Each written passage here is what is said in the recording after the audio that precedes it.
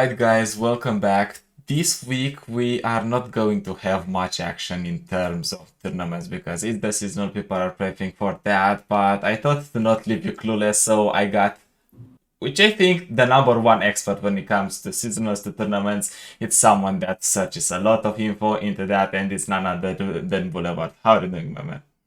I'm doing excellent, CastMin. How are you today? I mean, it's the start of the day, so it's perfect. 1 a.m. I'm ready to go record an interview and talk about seasonals in Runeterra. All right. I think we should just dive into the seasonals, and one of my curiosities probably is which server, because we are following these servers up and close in terms of seasonals. So, which server do you think was the most try hard in terms of the lineups that they brought, in terms of the decks that they brought? So we don't have deck lists for every region for this seasonal, but historically, like looking back at the last four seasonals, EU is usually the region that is bringing like the least diverse meta and therefore the most meta decks. Like this is the seasonal that AM has had the most diversity out of all of them by a wide margin. And it almost, I think I was talking with Sergey Tuvamos about this, where like when there's a lot of diversity, it doesn't always necessarily mean that like the meta is diverse. It's like people are not, like the good players are not bringing what they should be bringing. And I think that like EU is taking this a little bit more seriously. Asia probably takes it the least serious out of everybody. JO1 just seems to like roll out of bed and he's like, hey, I net decked 3 decks 5 minutes before the tournament. I probably net decked myself. And yeah, you know, I went 9-0, no problem. Alright, why do you think though that EU has this mark on it, has this tag on it as the most try-hard server, and then it's a little bit more chill, it's experimenting a little bit more? I think Europe has less competitive opportunities, and therefore, when they get them, they take it more seriously. Like, I don't know how many consistent grassroots tournaments there are in Europe, but I know they have arguably some of the best players in the world. Like, obviously, you guys had EU Masters, but because the latter portion of that was so stressful for everybody, they didn't really get to like prep for it as hard as they wanted to. Plus, it's like a totally different format, right? It's like 9 decks, and there's like 3 people on your team. It was a kind of a fiesta in terms of like competitive integrity. So when the seasonals do come around, these guys are like, hey, this is my time to like show that I know what I'm talking about.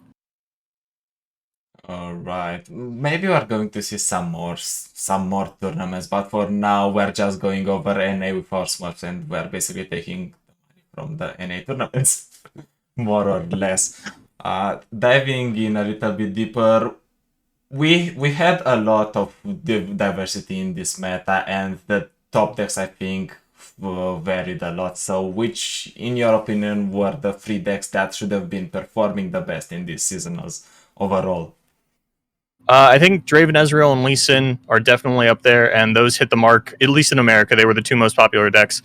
Sivir Ionia and Plunder really did not put up the numbers that I thought they were going to. Sivir Demacia I had listed as a dark horse deck because its ladder and grassroots tournament popularity was nowhere near indicative of how much it actually ended up showing up at the seasonal. Alright, why do you think though that the Sivir piles and the Bilgewater piles did not do the job in this seasonal?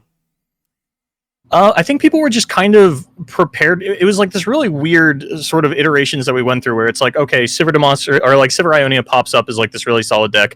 We counter that with Nab or Plunder and Shen Jarvan. And once we got past that adaptation, things started to really open up. One of the problems that players were running into is that on ladder, Sivir Ionia was starting to have, it was getting kind of an inflated win rate, where your average Sivir Ionia player would beat your average Plunder player, but the good players were never losing to Nab with Sivir Ionia. And I think that a lot of players just kind of like brought Sivir Ionia, played average, and got punished by other average or better players. That's an interesting take, but outside of these top decks that most of us expected to perform, you talked about some dark horses that you listed, so which do you think should have been the 3 dark horses in this type of seasonal tournament? So I actually had a dark horse tier on my tier list, which I think I put 4 decks in. I think all of them top. Let me just confirm. I had Thralls, Sivir Demacia, Scouts, and the Draven Riven deck. And I believe all of those topped, at least across a couple of regions. Shout out to Gems for topping with Scouts. Because Scouts is a deck that just like always gets a seasonal buff. It'll be completely absent from the meta. The seasonal rolls around. Suddenly like 5 Scouts players come out of the woodworks. The Draven Riven, I think, was another deck that was like really terrorizing ladder, capitalizing on like the lack of Hush in the meta and things of that nature. And then Thralls was something that kind of got pushed out by Sivir Ionia, but as we noticed as the meta went on, less and less players were willing to bring that style of deck, and when you get into this more mid-range style of meta that we kind of settled in, Thralls just does phenomenally. Yeah, so do you think that Thralls simply capitalized that because the meta was so varied, nobody really knew what to bring, they brought less and less of the top meta decks, or which is the case? Yeah, this is kind of exactly what happened, right? It's like we brought a lot less of the natural predators of Thralls, and if you ran into it, there were so few in the meta that you would probably only run into like one of them in a lineup, and you could just ban it out. But what about Riven? What happened with this deck, and why it should have won so much?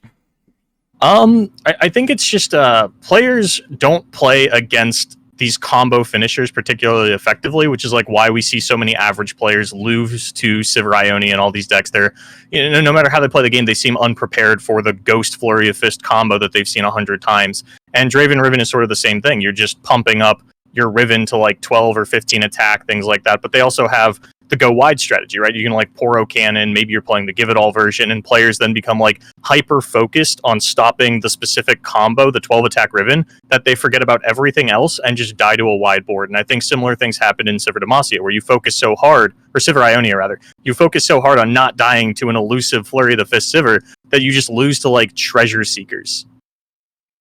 Yeah, now that you're telling me, it reminds me of something that happened before with Demacia actually when Fiora was popular, because you were so focused on not letting Fiora get the win cons that you lost to a board, and all of a sudden your opponent had maybe 1 Shen, maybe 2 Screeching Dragons, and what do you do next because you focused on killing Fiora? Yeah, it's exactly the same thing. Players tunnel really hard on like not losing to one thing, that they forget that like card games are not linear. They're very fluid. You have multiple avenues to victory in a lot of decks. Yeah, and which of these Dark Horse decks do you expect to still make a splash into the top 32 or have a chance at winning something there? I want to say Thralls, mostly because Majin Bey brought Thralls, and if he sticks with that in top 32, he very well could win another seasonal, especially because I think a lot of the players that topped with Sivir Ionia and Sivir Demacia are, or more so the Sivir Ionia players, are going to be a little bit more inclined to like switch off of that now that they know they can be targeted in a very narrow top cut situation. Alright, but let's dive into the actual players that played in this tournament, and who are the first, let's say, 3 players on each server, on the servers that actually have info on that you expected to make it and did not make it? So if I'm seeing the EU portion right, I really thought a Gigas was going to make it. And I don't know, a Gigas, I don't, as far as I know, he's not qualified through any other means. He doesn't have like seasonal point wins or the ladder placement to do it. Maybe he does. I haven't really been following EU as carefully in that portion. He's actually top 4 on EU in one seasonal before this one. He is already. Oh, he's already qualified. Okay, that makes a bit more sense. Like it's hard to keep track of everybody that's qualified, and like if you're already qualified, yeah, I can understand you not topping. You know, maybe you didn't take it as seriously. You're trying to just relax a little bit. A quick peek through of this, like everybody that I kind of expected to be here is Sorry, Broken Ball, Dalton, Guarja, you know, pretty much everybody from Germany. No, I think just about everybody from Europe that I expected to make it made it. Because unfortunately, Pat, I love you. I didn't really expect you to make it. And then on the Americas side, I never know what to expect out of the American players. I mean, it feels weird not to have What Am I in the top cut, because he has been one of the most consistent performing seasonal players that we've had. Ian Nagara, again, not in the top cut, but maybe I think Ian's lineup was like triple fearsome. He just kind of took the line of like, hey, you know, I'm already qualified. I don't need to try for this one. But I think What Am I being absent from the top 32 was a bit of a surprise. I don't know the top 32s for SEA or Asia. If any of JO1, DK, UCG Boom Timo, Starro, and All Creation, if any of those 5 are not in the top 32, I'm extremely surprised. And I think they all are because I was watching Twitter. DK, one of the champions, is already qualified. Geo1, as you said, he just net decks quote unquote himself a few minutes ago, and then he just stops or he just throws a bunch of 1-offs or 2-offs in his decks and he just wins somehow. But did you have any dark horse player that you were eyeing or you were hoping to make it into the top 42 on in any of the servers? I don't think so. I was really rooting for my roommate because he played the 2 Shurima seasonals. He went 7-2 and then he went 6-3. He ended up going 7-2 again in this one. Just like didn't have the ladder placement to do it. So I was kind of rooting for him, but he's kind of a no name. So like even if I said his name, I don't think anybody would be like, oh my gosh, I know that guy. I've run into him a lot. I'm trying to think if there are any like America's players that I think are super underrated that didn't make it. If I had to pick one, I'd probably say Void from Team OTK. Void's an OG, Orbmeister as well. I think we saw fall to someone in the Swiss rounds. Just Team OTK in general are extremely underrated. I think that all of those players are phenomenal, and they don't put up great performances in team tournaments, but individually they've always been extremely strong players, and I think that people sleep on them a lot. Yeah, especially I think Jacko Wacko in the last season, he was in the final against Duckling, so he has that second place secured and that world spot secured. Yeah, I had never heard of Jaco Waco, and then it seems like every time I've never heard of a player and then they win a tournament, they're just on Team OTK. That has unironically happened 3 times. In which other cases did it happen before? Grave Trail recently won an online league series. Never heard of the player before. Go to check their Twitter. Oh, look, they're on Team OTK. And I think it had happened in one previous OLS as well. And then there was the Jaco Waco situation. Alright, so Team OTK, a team that you do not need to sleep on, especially in the Worlds if they have any players over there, but we have been through a lot of seasonals already. This is the 5th seasonal, so if we're going to take it historically speaking, who has the most chances to win this one from the performance that we currently have seen on these servers?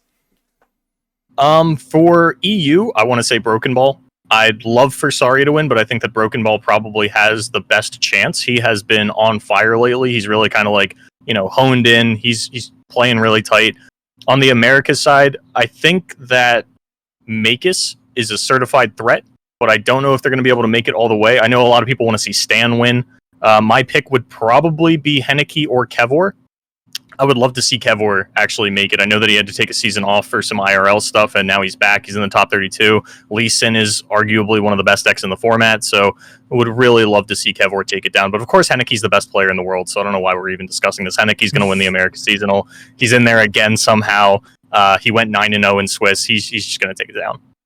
Yeah, you mentioned Broken Ball in EU, but we have someone from his practice group that is usually notoriously known for winning every tournament he's joining, and that is Dalton. Which are your predictions on Dalton, or how do you expect him to perform? I'm not familiar with Dalton's track record outside of course, winning Uniliga. That was like the big meme of the summer of last year. Is like, oh, it's Uniliga champion Dalton. But outside of that, I don't often see his name pop up. I don't think he really is one of the players that has like made an America's account go continuously play in the grassroots tournament, which is kind of like the scene that I've been following, right? Is like which Europeans are so dedicated to the grind that they're coming over, making new accounts and playing in these grassroots tournaments. I would say I could definitely see Dalton taking it, maybe top 4, top 8. But I don't think Dalton's going to get knocked out in like the first 2 rounds. Even if everybody talks about like, oh yeah, you see like 2 phenomenal players playing each other in the top cut. Like let's say it's like Lobster versus Dalton round 1. I could see Dalton taking that. All right, you mentioned Broken Ball and Sori, and you are giving Broken Ball the edge over Sori. Why is that? What does Broken Ball have as a plus, or what should Sori need in order to get that edge? Sari needs better internet access, for one. I could definitely see that being like the bullshit way that he loses out of the seasonal is like Sari loses power halfway through and his internet cuts out and he can't get it back online and just loses out because of something dumb like that. But overall, I think that like Broken Ball being the leader of the Broken Ball Mine Group, or whatever they call it, the BBMG, I don't remember the full exact name, but I've seen Sari take some weird lines in the past. He's got a preferential towards some weird decks. I think he like picked up an OLS one with Scar Grounds at one point, or made it to the finals or something. I don't know which decks both of them played through the Swiss rounds, but if they both brought something meta, I think that Broken Ball is just a slightly better player and will be able to win the meta mirror. And if they both brought something slightly off meta, it's hard to say because they test together, but I would think that whichever concept Broken Ball came up with as the off meta is going to attack more specific, more broad stroke weaknesses than whatever Sari came up with, and that will take him further in the tournament ideally. Alright, so this better is quote unquote on paper before the tournament starts and in their minds whatever they want to come up with, you're saying, right? Yes. Alright. But who is your personal favorite to win it all in these tournaments on these servers? Okay, for Asia, I actually think it'd be really funny if JO1 just never got a win, and I would love to see UCG Boom Timo actually pick up a second win. I think UCG Boom Timo is just the best player in the world. I think that he is the best Lee Sin player I've ever seen in my life, and if Lee Sin continues to be good going into Worlds, UCG Boom Timo could very well be your world champion. DK and JO1 are definitely close. I think that like any of those three are absolutely going to take down a seasonal. I'd like to see All Creation actually do it. I think he's another player that I recognize from like 4 or potentially even all 5 of the Asia top cuts, and I don't think has ever made it like a deep run. So I'd like to see something out of him. Would love to see Sari or Guarja pick up the win in EU. I think that Sari absolutely deserves it. And I know that it'd like be huge for him. I think that Sari is like the player that I absolutely want to see in EU. And then on the Americas side, Makis, 1000%. Makis is known as like the mid-range player, right? You're always going to see Draven Ezreal. You're always going to see Frostbite mid-range. You're always going to see Shendamasi in the lineups. But this time, Makis switched it up. Makis brought TF Swain, Draven Ezreal, and Noxus Viego. Has switched over to triple Noxus control outside of the standard like hyper mid-range lineup. So now that Makis has shown us a bit of flexibility, I would love to see how far they can take that and hopefully take down the seasonal doing it. And the switch kind of makes sense because I was discussing with other people this potential of just bringing decks that target board-centric decks, because the meta may vary, it may be full of weird decks, but most of them circle around this idea of I want to get ahead on the board, I want to win through board, and then you have Draven Ezreal that can capitalize on that, and then it's TF Swain which can capitalize on that as well. So you just need a 4 deck, and in his case it was Viego Noxus. Yeah, which didn't expect that one. Didn't have that one anywhere on the tier list. Noxus Viego came as a surprise to me, but you know, I guess you got to do what you got to do. You found that third Noxus control deck you were looking for, as strange as it might look. But right now, as I said, we have been through a lot of seasonals. This is the 5th one. So how do you think the quality of players that are playing in top 42 improved? Or how did it evolve? Did it downgrade? Did it get an upgrade? Is it the same? And why? It definitely upgraded. If you go back and look at the top 32 of the first seasonal, I think I had only recognized like 6 of the players. And, you know, we, as much as we would like to forget it, we were clowning on a lot of the plays that we saw throughout the top 32 of the first seasonal. It wasn't the best look that the community's ever put on, but I think a lot of players were really frustrated at the format. They wanted, you know, more rounds to sort of improve the consistency of the good players, put more good players in top cut, and any time that we saw a misplay anywhere on stream, we would just jump down the throat of the player and be like, look, this is why we need more rounds. How did this guy make it to the top cut? Which I think there was a silver player in the Americas top cut, which should kind of be all that I need to say on that matter. And it wasn't like, you know, I didn't really play the game. No, this was an actual silver player who qualified through Gauntlet, which should not be happening for the most part. But that's the beauty of the seasonal, right? Is like that it can happen. But now I recognize like 20 plus of the names, and some of it is because players have topped multiple seasonals, even some of the randoms from the first one. But like, you know, writing this article series for Giant Slayer, like doing player profiles on the players that have even top 4'd the seasonals to be worlds qualified. I don't know anything about Helpless Victim or Gnomed Guerra. Do you have any idea who those people are? No, you don't. You've never heard of them. They are 2 top 4 players from the first seasonal on the America side that just fell off the radar. They didn't have the tightest play in the world. They were ultimately forgettable. And even if we, you know, whether or not the player quality has changed, at least we've gotten more personalities. Nobody quietly top 4s a seasonal really anymore. At the very least, they will try and sort of converge it into a streaming or a YouTube or something like that, getting into more Discords, talking and engaging with the community a little bit more. So I think that as we got more rounds, as we got to make more of a spectacle out of it, players have really started to see it as more of just a monetary accomplishment. They see this as like, hey, this is a community that I can now enter, that I have a place in. I've garnered a little bit of respect, and I think that is worth everything. Alright, so is it all because we just got more rounds, or is this because players just got their ambitions up and they were like, alright, the first seasonals were a fiesta, but from now onwards I'm going to put my player mask on and I'm going to aim to win?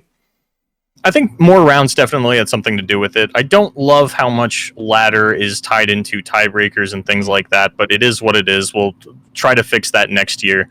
But, there were a lot of phenomenal 4-1 players in the first seasonal. And I think it's pretty undeniable that even if you double that to like 7-2 or an 8-1 record, we're just getting like a much higher quality of player, because consistency should be rewarded, right? And sometimes that means topping multiple tournaments, but sometimes that means staying consistent over the course of a 9-round event. Alright, so what now that we are getting to the top 42 on most of the servers, what is the tier 0 lineup, if there is one, and how is that going to perform in the top 42? Or what are your expectations? I wasn't even right about the lineup that I thought I was going to see in the first one. I noticed that going back through the last 2 weeks prior to the seasonal, among the grassroots tournament top 8s, I could not find a single lineup twice. Nobody brought the same lineup as anybody else and made it to the top cut across the last 2 weeks of tournaments, which does speak. I think this time it's not like forced diversity. There are actually just so many good decks, like playable decks, that you don't need to overlap with somebody. You can throw your personal preference into it. I don't even know if the same lineup topped this seasonal more than once, outside of like, I think Pirates, Discard, and some other aggro deck topped a couple of times, but I don't think that's the tier 0 lineup. I think that Lee Sin is definitely going to be in it. I think that Lee Sin is a tournament winning deck, by far. I think Draven Ezreal is probably going to be in there. It handles a lot of random stuff pretty well, and there's a lot to be said about decks that just handle Rogue well. And I think that TF Swain or TF... I prefer TF Gangplank. I think TF Gangplank, Draven Ezreal, Lee Sin might be a lineup that I would be very happy with winning the seasonal. And we're talking about the optimal lineup, or at least trying to peek into it, but which are some of the lineups that aren't that optimal, but you still expect people to go for them? Something that's cheesy, maybe something that's greedy, people might go for it, and why would you talk them out of it? So I think the first lineup that I'm going to say is a little suboptimal would be, to bring into Top Cut at least, would be like Discard, Pirates, Lulu Zed. I think that I've actually been pretty surprised at the presence of Lulu Zed in the top cut of a tournament. I mean, I think it's only, there's only 3 of them, which is still more than I expected. I didn't expect it to be nowhere, but there's definitely ladder decks and there's tournament decks, and Lulu Zed feels a lot more like a ladder deck. As you get into the top cut, like I had mentioned earlier, you're going to get players that don't focus on a single win con. They can handle your Fiora and your Screeching Dragons. They're not hyper focusing on just killing one of them and sort of letting the chips fall where they may. So I think that aggro is something that is getting preyed on a little bit by the current metagame, and I think Lulu Zed would probably be the weak point, because Draven Ezreal doesn't handle decimates very well, right? And you've got a couple of decimate decks, but there's no over-the-top damage in your third deck. Like, it's really hard to find 3 burn decks right now. So I think that, like, you probably should switch off of aggro. I don't know if anybody's going to. One lineup that I'm extremely interested in, though, is Glop, who brought the Akshan Infinite combo, Lee Sin, and Anivia. And Glop only went 3-2 in the tournament, and then his next 4 opponents no-showed. And being ranked 15 on ladder, Glop is now in the top 32. So I'm really curious to see how easily the worst performing lineup out of any of the top 32 players is going to be able to take down Top Cut. Because Glop said he was very happy with the lineup. That might have been a sarcastic comment. I don't really know. I don't interact with Glop a whole lot. But I am really curious to see how the Akshan Infinite combo actually does in a top 32. I mean, Glop has been a performer in the past, not so much in the near past, because he wasn't anywhere to be around. But would we actually give him the chances to win it all, based on his previous performances back in the day? If I say yes, I'd be lying, but if I say no, I'm going to get flamed on Twitter. So I will abstain. Alright, that's a smart move, but now I would give you free room to just express your thoughts about this seasonal. So what would be some ending thoughts on this seasonal, the last one before Worlds? It's a lot more diverse than I expected it to be, which is pretty cool because obviously like we got 40 balance changes on the patch that we went into this. We didn't get our regularly scheduled balance change because instead we got the champion expansion with Viego and Auction, which historically has shaken things up a lot, and it has. There's a lot of Viego in Top Cut, there's a lot of Auction in Top Cut. Nothing feels oppressive. I don't think we have any like tier 0 decks or tier 0 lineups that you had mentioned, so it's kind of like a free-for-all, and players are going to try to metagame really hard, and it is or isn't going to work out. The best advice that I could give anybody is play Comfort, but if you've made it this far, you should probably know that, except for Gems, who apparently just like took a deck he had never played before and just jammed it into the top 32, and hey, sometimes it works out like that.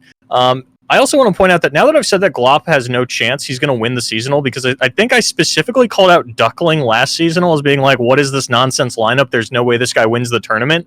And then, of course, had to eat my words after the fact. And I feel like now every time I bring up a player, they either win it all or they fall in top 32. There's no chance that Glop loses in top 8. He either top 4s or he loses in top 32. Now that I have called him out, I don't know where. I gained these mystical magical powers. I don't know how to use them just yet, but I am aware of their existence, and I'm slowly figuring out the rules as I caster curse and caster bless players left and right. All right, we're going to see Glop, who didn't manage to play that much and show his true potential, managed to take it, or maybe some other spicy lineup, or maybe some other meta pile. We're going to see, but it's the end of the interview, so I would like to give you the option that I'm giving to the players to tell one more thing to the audience, which I think I know what's going to be. Oh, absolutely. I would love to give a shout out to Boulevard. He's so handsome, humble, kind, good at the game. As you had mentioned, probably one of the biggest experts that we have right now. I think that was a spot on analysis there, CastMin. Ultimately, I'm just really excited to see how everything plays out. Obviously, I'm excited to cast because I did get the analyst role on a previous seasonal, but I haven't actually got to cast one yet, so I'm really excited to get to do that. And of course, it's going to be with Jay Doza. I cannot escape that man. So be sure to tune into the Americas side of things. I'm waking up for EU. I gotta watch that. But yeah, I'm excited to see what happens. I'm in it for the long haul because I think that Control is really well positioned right now. So I'm mentally preparing to cast multiple Anivia mirrors. Are you talking about the old days when we were casting spooky karma mirrors and we ran out of ideas? I'm so happy no spooky karma topped this event. Luckily, we've all moved over to Viego Ionia, which ends the game, period, whereas spooky karma does not. I'm really hoping I don't have to cast anybody decking out. That takes so long. Imagine you're going to witness a draw. Do you even expect to see a draw? I hope not, but Teemo Foundry is something that America's just, especially Asia randomly will bust out Teemo Foundry a lot. And I always try to put up a cast of that on my YouTube channel after it happens because there's no official English cast and I don't want that tournament to be inaccessible to people. So I always hop on the Asia tournaments and do a cast for it, throw it up on YouTube. So I'll probably see a draw there. I don't think I'll see one in America. Alright, it all remains to see, but thank you, Boulevard, for being around, expressing your expert thoughts, because you are the best expert, as you said, and as I said, on these matters. So we're going to see what happens in every single seasonal. Thank you guys for tuning in and getting this preview kind of show before everything goes down. Thank you for watching, and until next time, enjoy your seasonals.